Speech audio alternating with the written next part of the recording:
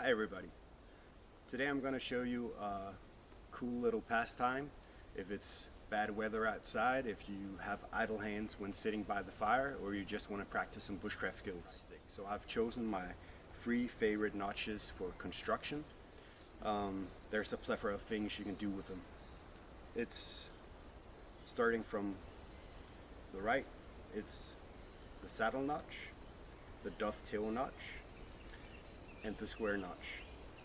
These 3 will allow you to do most things when it comes to construction outside of the branch. If you do these tight enough and your carving skills are good, they're gonna stick together just by friction. You can also reinforce these by doing some lashes. The next thing is the dovetail notch. You've essentially created a little triangle on the inside here, and you carve the triangle on the opposite stick, and it should just lock in place when you push it in there. This is also very sturdy, and if you do this correctly, it requires no lashing at all. Lastly, the saddle notch.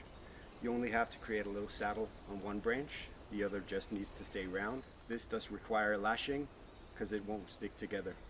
There's no friction holding it. Now, there's a couple of different ways you can do these notches.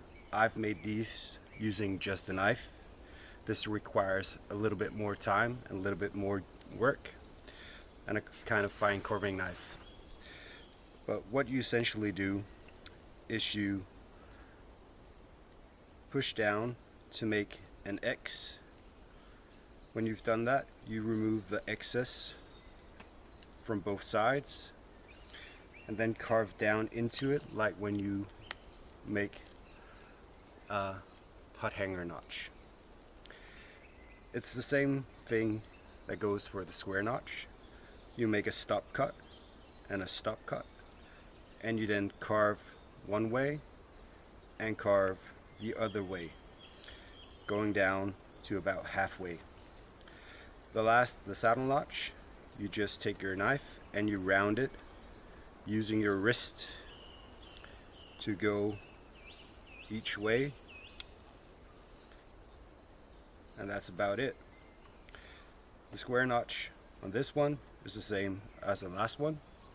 This triangle, you look at the triangle you've created on your dovetail notch, then you carve this so that the planes match that of the hole in the other one. A quick way to do this, or a quicker way to do this, if you're in a rush, you can simply grab your saw and you're gonna saw in about 45-degree angle, halfway one way and halfway in the opposite direction. When you've done this, you need to take your knife and you simply just push it down so that it splits from one side to the other. Now it's just a matter of pushing the triangle out and cleaning up the notch on the inside.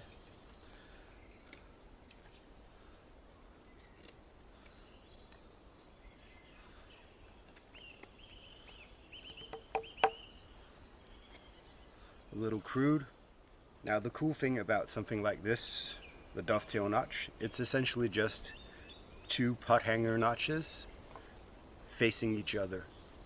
So if you can do this notch, I guarantee you can do a great pothanger notch as well. You can also use this for a very cool adjustable pothanger system. It doesn't take a long time to make if you use your saw. What we've done is we've made a dovetail notch on the horizontal stick, and we've made a triangle on the stick that goes into the ground. Now I've elongated this triangle portion quite a bit because this allows us to easily adjust our pot over our fire and adjust the amount of heat that it needs. It's quite cool. It's essentially a little boiled down version of the Krochanski tri-stick. If you don't know Morse yet, I highly recommend you go check out some of his work. He was a great survival, bushcraft, and wilderness instructor from Canada, and there's a wealth of knowledge to be had from what he did.